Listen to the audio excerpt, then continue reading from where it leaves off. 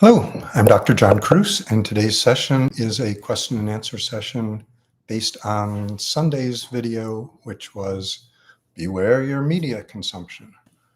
So I'll give a 1 to 3 minute recap of that, maybe 1 to 4 minutes, and then I'm open to questions on that topic or any ADHD questions in general, or even broader mental health topics.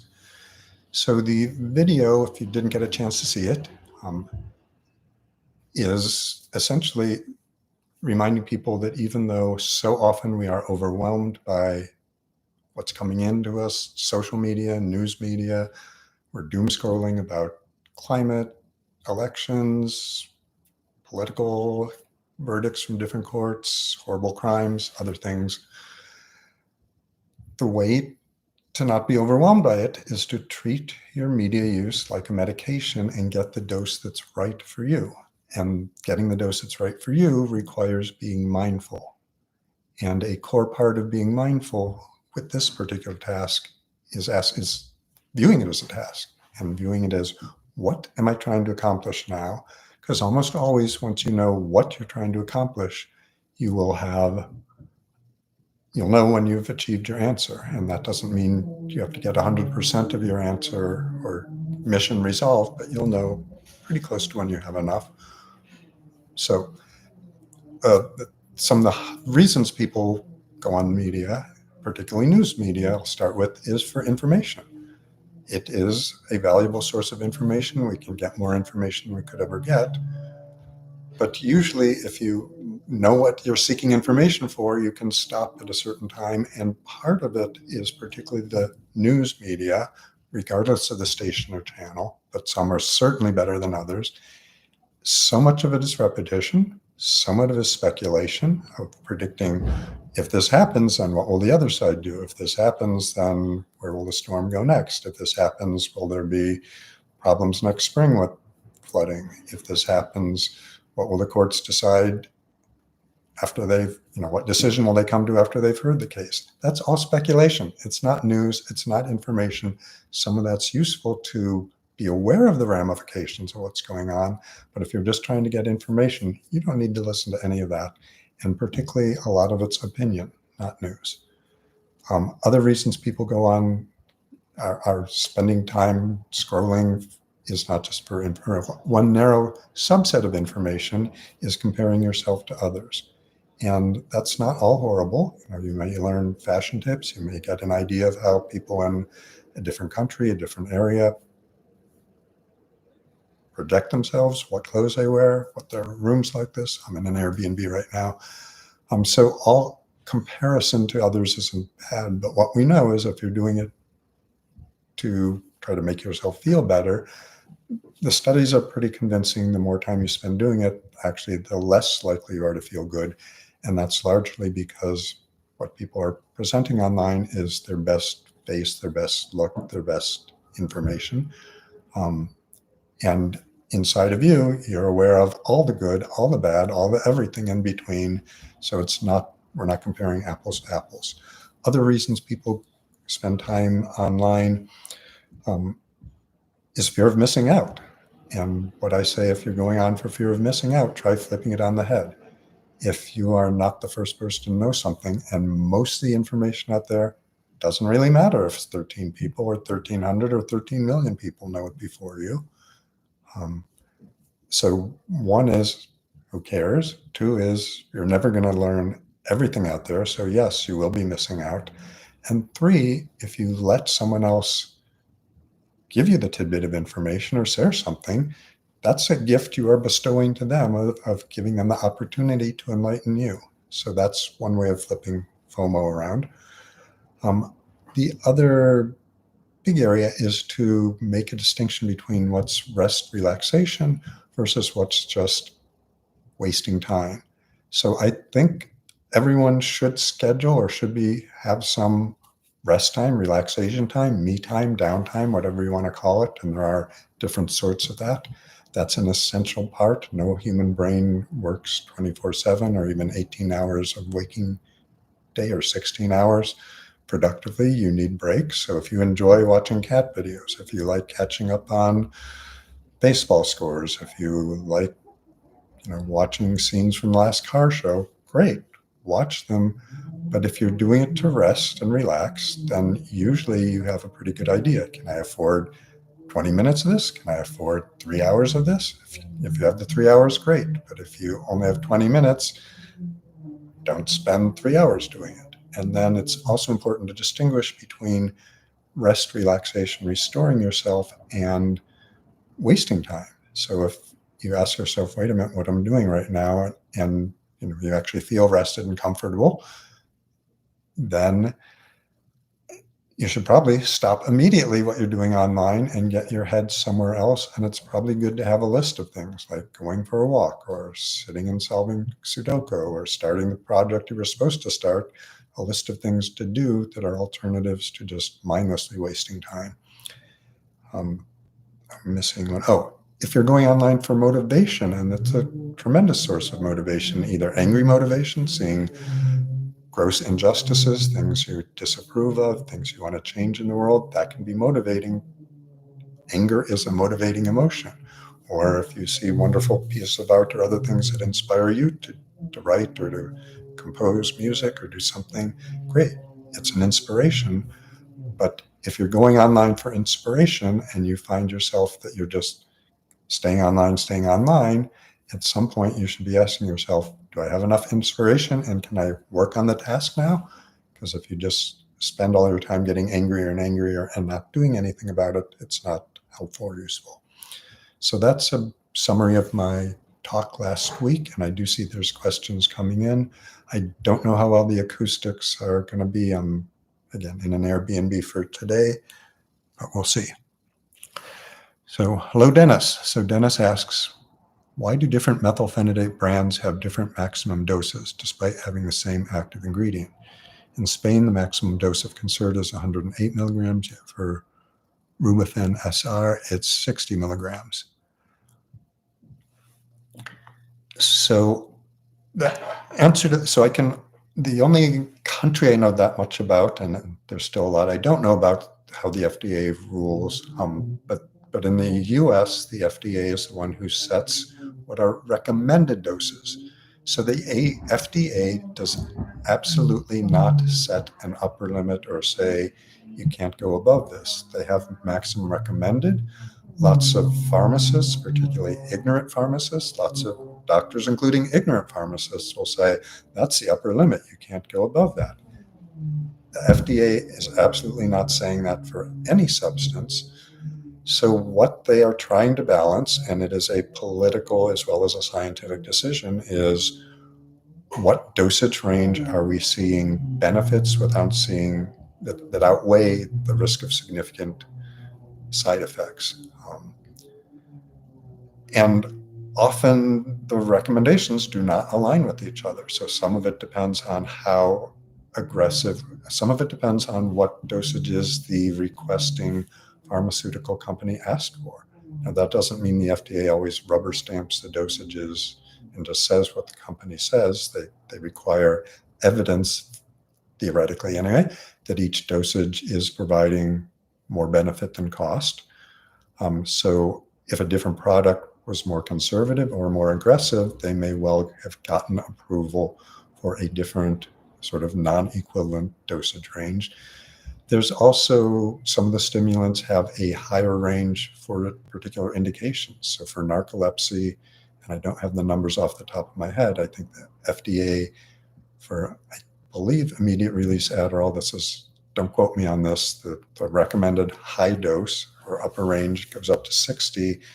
And for ADHD, it's only in the 30 or 40 milligram range.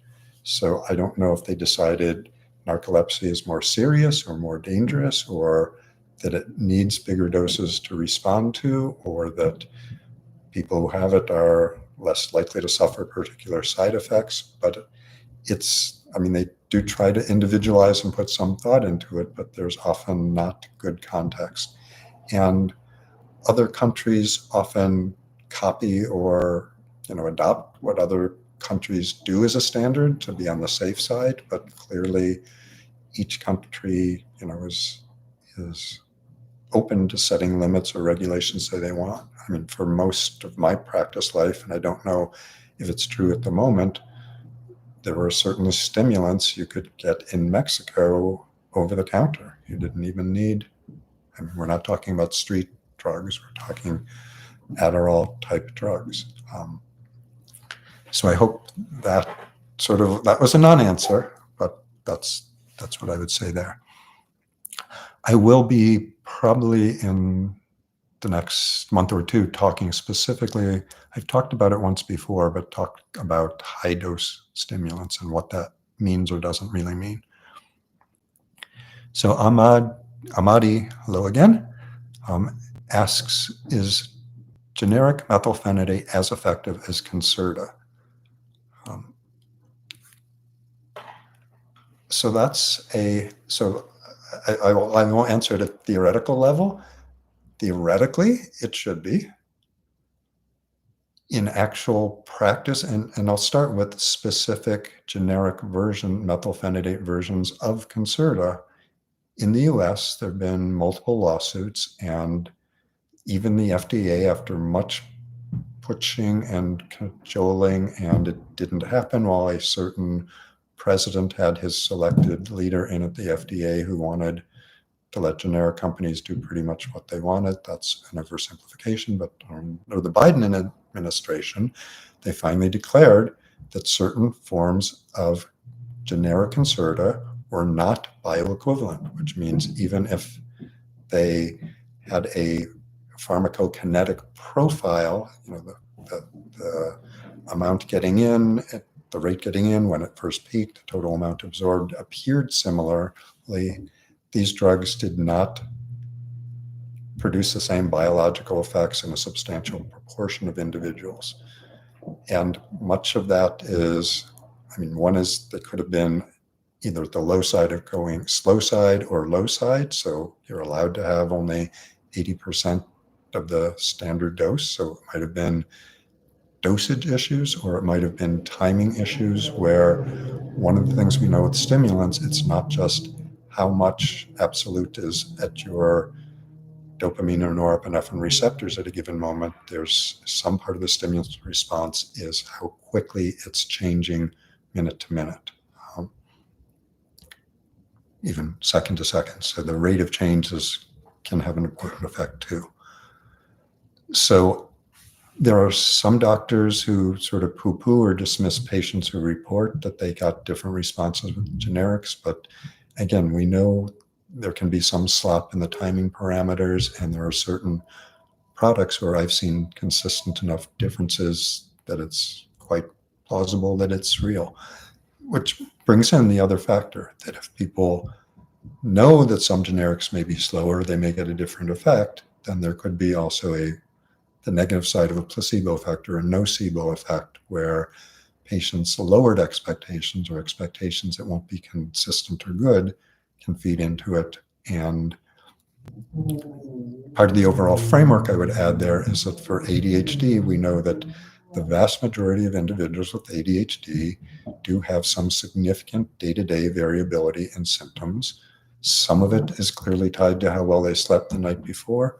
Some of it is clearly due to factors beyond that, most of which haven't been identified. But that makes it harder if you're having a lousy day today and it doesn't feel like your medicine's working. Is that the medicine? Is it you? Is it some combination between the two? So Diane started typing something, and no need to be sorry. You're allowed to comment and just share without asking questions. If you do have a question, you can finish it down below. So Maximus says, hello. He asks, since bupropion works on nicotine receptors, does it mean it may trigger my smoking habit back? I could feel like smoking. It's used to treat smoking addiction, but what if one's already quit? So there's a phenomenon sometimes referred to as kindling or sometimes referred to as cueing with addiction processes, where sometimes being re-exposed to cues that remind someone of the substance or tiny doses. So the cliched example is someone was cooking with vanilla extract, and that had enough alcohol in it that it triggered their alcoholic urges and cravings. So that usually, though, requires that the agent or the re-exposure is having an activating effect on those receptors, whereas with the nicotine effects, and it's mild. I mean, so when nicotine, or when Wellbutrin, bupropion was approved, and was approved under the name Zyban for smoking cessation, the company, and it might have been GlaxoSmithKline, I'm not sure, they were actually investigating it for a broad range of addictive behaviors. So there's some evidence it can be measurably helpful for alcohol and other addictions. So the thought is, when bupropion Zyban is helping with cigarettes since stopping smoking, it's probably helping as much generically with the addiction process as it is with cigarettes per se. So while anything's possible, I haven't heard or seen anyone who's a former smoker who had any binges, urges, smoking rekindled by going back on bupropion. I'm not saying it can't happen, because almost anything can, but I do not think there's data out there that there's any strong association or indication of that. So Madi is just commenting on dosages for generic methylphenidate and different doses. So at least in the US, the Concerta came in multiples of 9 milligrams. So there isn't a 9, but it's an 18, a 27, a 36. They skip 45, but go up to a 54 in the US. And with Concerta, it was designed, at least the 18, for about 4 milligrams of that is immediate release, and then about 14 milligrams is in the osmotic delivery system, which is pumped out at an extremely steady rate, regardless of, as we talked a few weeks back about your pH or acidity. It's dependent on your osmolality, so it doesn't matter how quickly things go through your digestive system, doesn't matter the acidity, doesn't matter a bunch of other factors. It's pumped out incredibly steadily, on top of that initial immediate release surge with Concerta.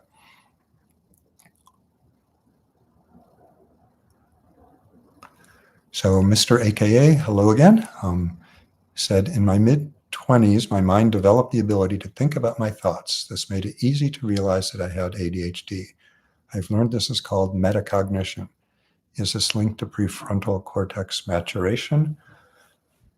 So that's a whole big topic, and I would say, yeah, overall, that's the simplest spin. So it is thought to be that being able to think about thinking is maybe something unique to humans and clearly dependent on maturational processes and tied into the prefrontal cortex.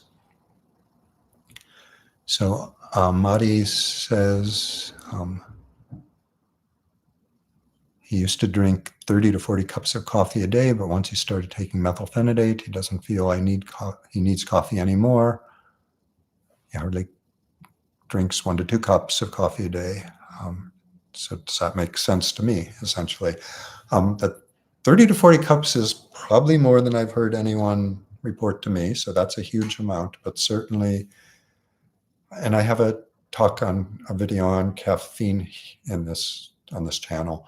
So caffeine indirectly works on dopamine. It's pretty indirect. It's more direct effects are adenosine, so it's neither as an efficient or effective stimulant. It does have stimulant actions. Usually people are taking it at much lower effective doses than they would take a dose of Adderall or Ritalin, but to get the same effect, my literature research and other people would suggest that if you're getting the same dosage effect, you're probably having more tremor, you're probably having more cardiac side effects, so caffeine is probably a worse and more harmful side effect at equivalent dosage.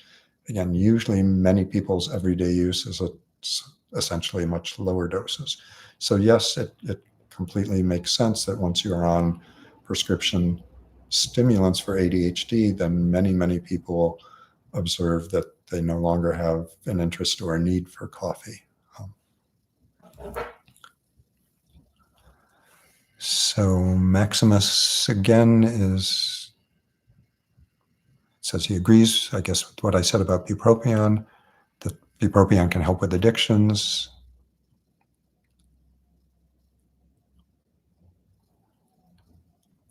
So Maximus has also asked, and I do have a video about Auvelity. So that's the fast-acting oral antidepressant, the first one approved in our country by the FDA, although oral ketamine may also work quickly.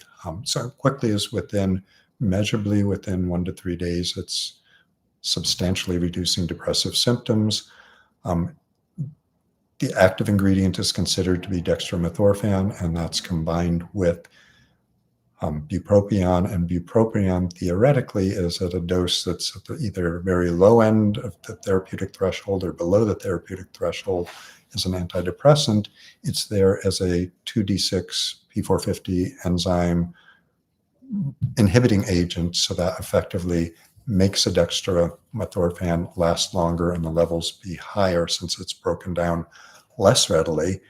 And yes, I mean, there's nothing special about how the company, and I'm blanking on the company's name, begins with an A. So Auvelity, and I don't have the dosages at the top of my head,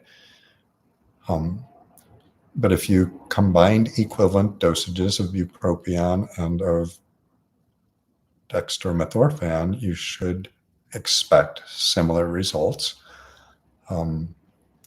Whether you can, I mean, most of the dextromethorphan is over the counter, whether you can trust that you're getting a reliable dose, whether you're measuring it correctly. I mean, there's advantages to big pharma dealing with it in a pill form. But theoretically, and I would say I have had a handful of patients who reported that they tried over-the-counter dextromethorphan with prescription bupropion to reproduce Auvelity's profile for reducing antidepressant quickly. So Diane C. says, I take other psych meds too for previous diagnoses. What's your opinion on taking both methylphenidate and bupropion for ADHD? So that's a good question.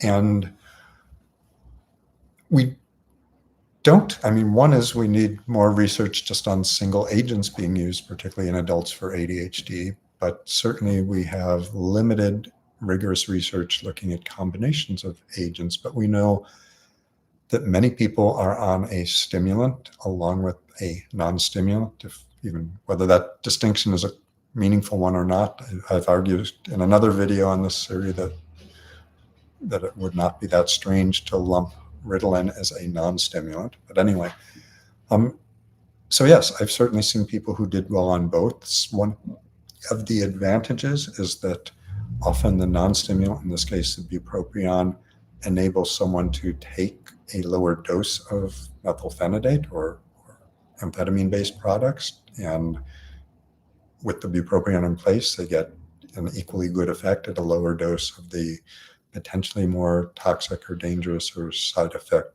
prone component. So that's one advantage. I guess theoretically, you might see a broader range of ADHD symptoms resolve or respond. I would say I have not seen too many people who can clearly report and document that that's the case, but that's certainly theoretically possible. So as long as you go into it being aware, if you're already on one or the other, and the addition, you could be on methylphenidate first and add bupropion, you could be on bupropion and add the methylphenidate, as long as you are aware that they're having sort of at least an additive effect. And that could be increasing blood pressure, it could be jitteriness, it could be insomnia. So the potential for side effects does increase. But if you start low, if you're looking out for what might happen, it may well work well for you. Just do it carefully and cautiously. So Diane C. follows up.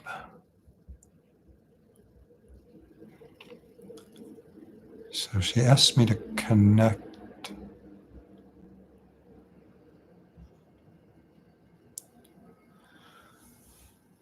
Okay, so going back, she takes both methylphenidate and bupropion ever since she was diagnosed with ADHD, but she can't take extended release medications since she had weight loss surgery.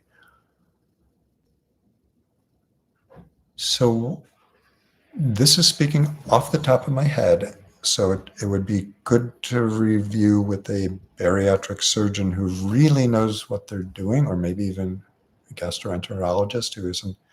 So again, Concerta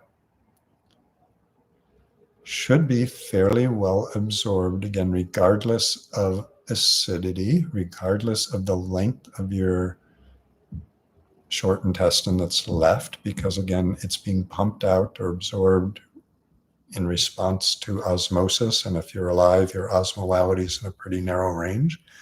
So potentially, and actually the XL formulation of bupropion. So with bupropion, there's two different, in the US, different formulations. There's an SR and an XL. These are with the brand name, because the extended release generics, again, don't have to follow the same delivery mechanism, but brand name bupropion XL is one of the very few other drugs, not just in psychiatry, but in all of medicine right now still, that uses an osmotic pumping system.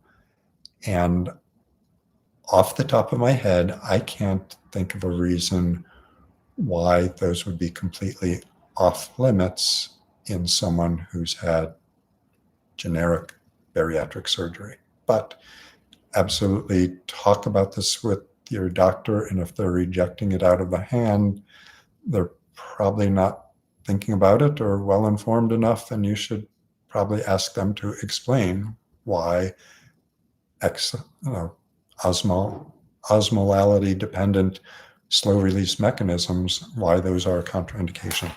I'm going to make a note so I can look up to see if there's any data on that.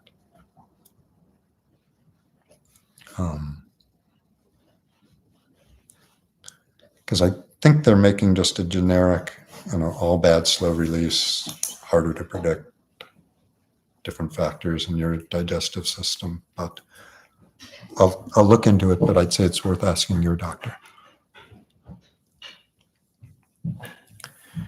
So Maximus said he was surprised when he learned that dextromethorphan acts on both serotonin and noradrenaline systems, and lots of our substances wind up working on lots of different neurotransmitter systems. So Diane said that she had gastric sleeve, and again, I don't know, I can't think off the top of my head why that would make an osmotic release form an inappropriate choice. But again, so Dennis is quoting Dr. Emily Manoogian, said that cognitive function is influenced by the time of day. What time of day does mental performance peak? So you're lucky to be living in Spain, Dennis, because Europe is so much further ahead. This is a gross overgeneralization than modern American medicine in terms of respecting circadian clocks. So some of my own PhD research was on circadian rhythms, and I would attend conferences, this is way back in the 1980s, where there was studies in Europe of certain, almost everything has a circadian rhythm, 24-hour fluctuating rhythm. There's certain chemotherapy agents that are twice as toxic given at one time of day as another time of day, which means you can get by with half the dose if you deliver at the same time of day. And some of the European researchers were trying to optimize what's the best time to give these, whereas the American attitude was more, we want everyone in the clinic at 9:30. That's when the shift comes in. So everyone's going to get their dose then, regardless of whether that's a logical or a healthy or safer time to deliver it. So part of the question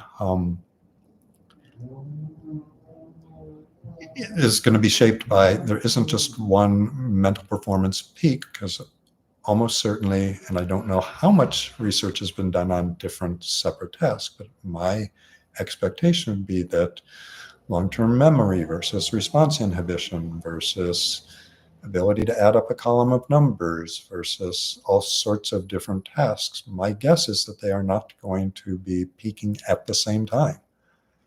And a couple other factors are, one is that there are training effects. So, even if there are innately different times of day physical performance, so basketball players who are competing in different time zones, or swimmers or others, will often change their swimming schedule to practice close to the time they're going to be asked to perform, so that they at least have more practice at that range. So one is, even if there are innate circadian rhythms, that doesn't mean they can't be switched or altered. Another question is, even if there are general peaks at certain times of the day, are there significant differences between people with ADHD who tend to be biologically night owls and perform better later in the day than early in the day? There was a study that got a fair amount of media attention, and I've not looked closely at it. And it was a meta-analysis of different studies, but it claimed that people performed better late in the day. And it was a global sweeping statement, but it was framed that, it's silly of you to try to perform well earlier in the day, or claims that some people perform better are meaningless or stupid. I think it was a gross overgeneralization. I know that part of it is that I'm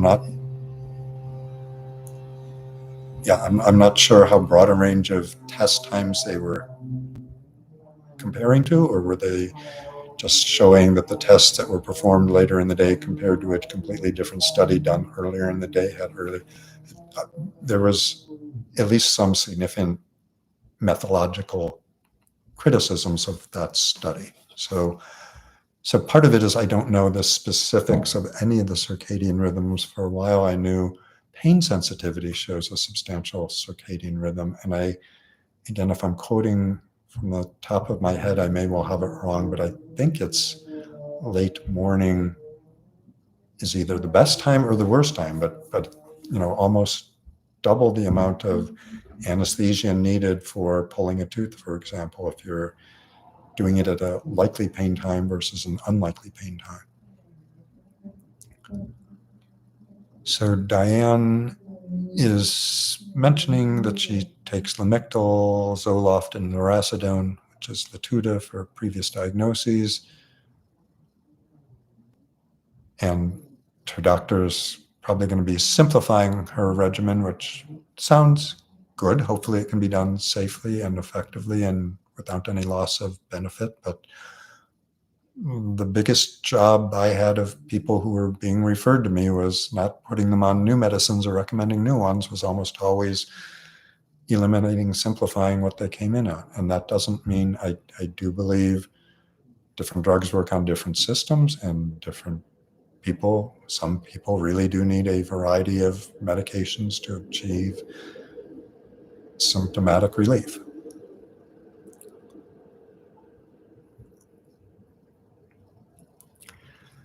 So I would have to look it up, but Mr. AKA mentioned, don't I worry about the anti-muscarinic aspects of bupropion and all these people taking the drug? Isn't that a big deal? I am not aware that that's that potent or prominent an effect. Again, I can double check that later. But it hasn't come up, and I haven't had too many patients complaining of side effects that would be likely anti-muscarinic effects. I don't think it actually appears on the Beers criteria, the high-risk drugs for the elderly, which anti-muscarinic drugs are high on that list. So I'll have to double check that.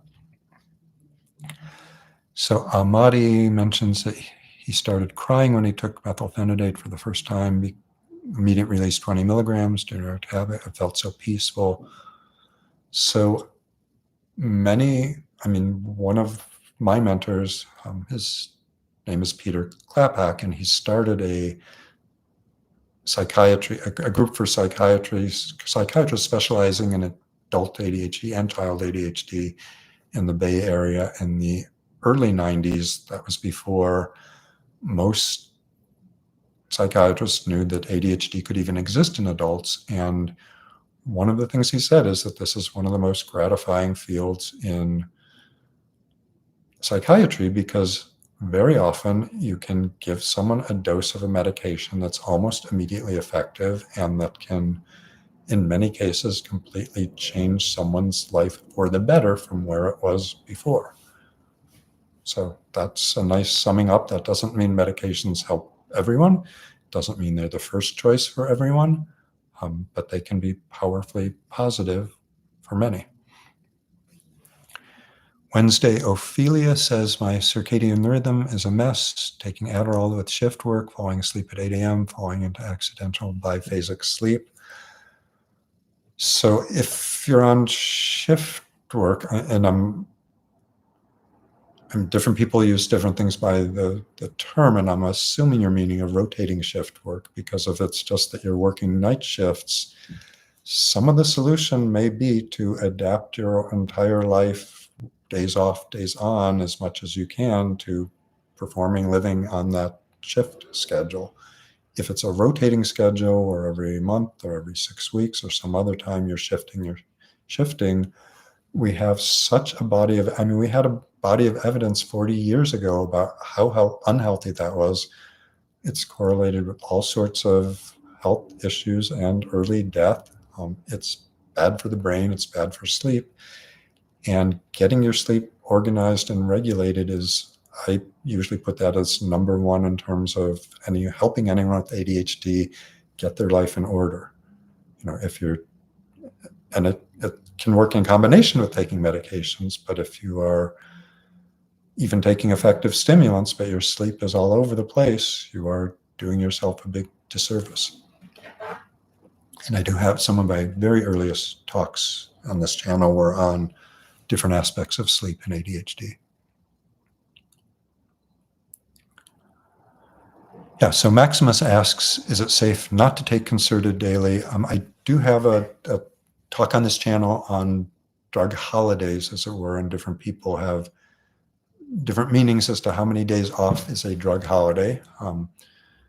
So the simple answer is clearly, for decades, the standard recommendation for kids in the 70s, 80s, 90s was take it on your school days, don't take it on your weekend days. Most kids did not have a big problem with withdrawal. The claim was that it would help reduce the likelihood of tolerance, that it would help reduce the likelihood of addiction. None of those have been verified by extensive study. So clearly, for most people, it is safe. There are some people who do have withdrawal reactions when they stop taking it. And so some people do have a crash in energy, a crash in mood, or a crash in focus on days they're off of it. So I'm just a second. So I'll be free in about 10, 15 minutes. 15 minutes? Yeah. Okay. Thanks.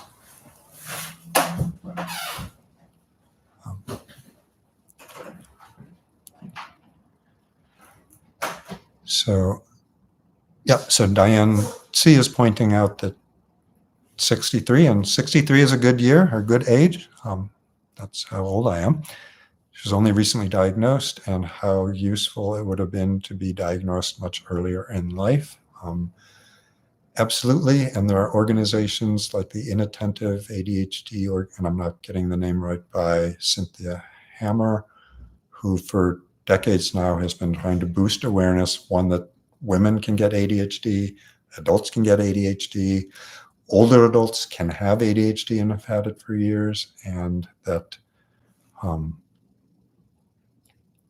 and particularly inattentive ADHD can go long undiagnosed. But Yeah, so Diane C. goes on to mention that, and thanks, Max, for mentioning someone is at the door. Diane C. mentioned that it wasn't that she wasn't,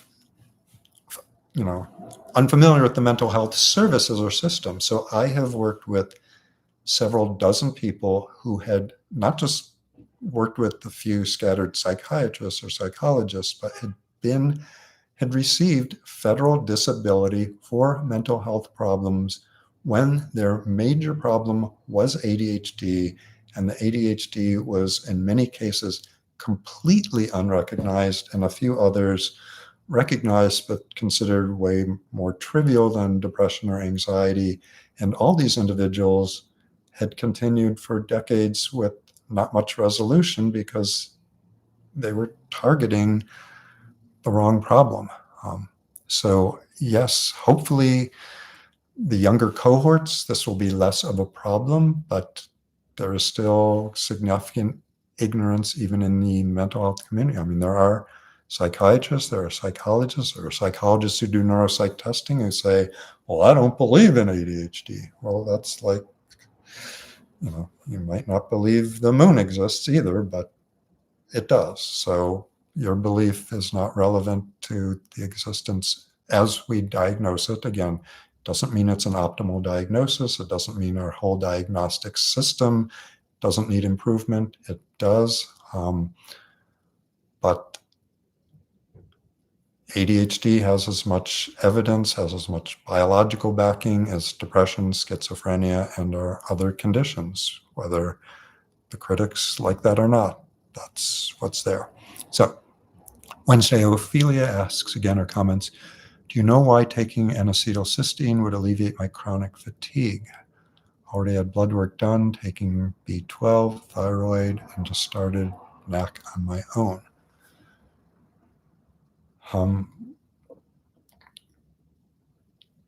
Yeah, I'm not, I think the big one I would focus on and that I don't know off the top of my head is how extensively N-acetylcysteine decreases general inflammatory processes. I think there's evidence that it does. And much of brain fog, neural fatigue, increasing amount of research implicates strongly brain overactive immunologic processes there. So that may be part of what's helping. I mean, there are other specific neurochemical actions N-acetylcysteine has. I don't think I've spoken on that, but I'm writing that down for a possible future choice also.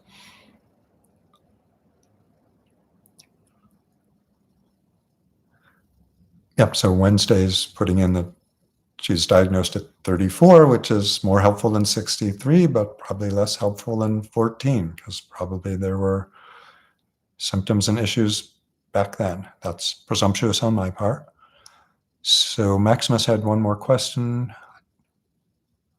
Do I know anything about adaptogens? Could they be beneficial in ADHD and so on? Lion's mane or SMTH? Have a good day. So my oversimplification is that there may well be robust benefits from a number of substances that are promoted as adaptogens. And there is a striking lack of rigorous patient research showing how effective these really are in specific conditions. So there's some of these substances like lion's mane or, some of them have a little evidence that, one study in rats, it affected this variable, or two studies in people, open studies, or, these people said they responded a certain way. So it doesn't mean that these aren't real and aren't valid, but the amount of rigorous research is so limited on so many things that are classified as adaptogens, and the term adaptogen is so broadly open to different interpretations. It's I'll just stop right there. So Wednesday and Diana are exchanging information about concurrent or comorbid OCD and BPD and ADHD. So yes, and I've talked about some of those. We know having any condition that's labeled a mental health condition puts you are substantially likely to have more than one. And the more you have, the more likely you have to have several others. And it's probably a collection of genetic factors. So there are many genes that contribute a tiny, tiny bit, which form you have of the gene you have, to the risk for any number of different mental health conditions. And so those same factors have multiple potential effects.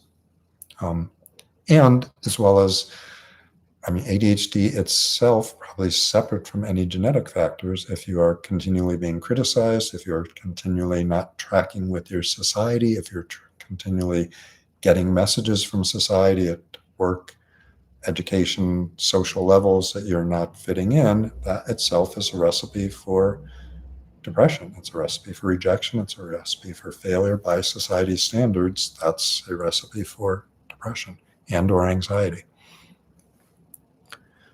So I do want to clean the room here, and I'm seeing sort of a lull in questions, but thanks. All the questions have been great today, as they've consistently been.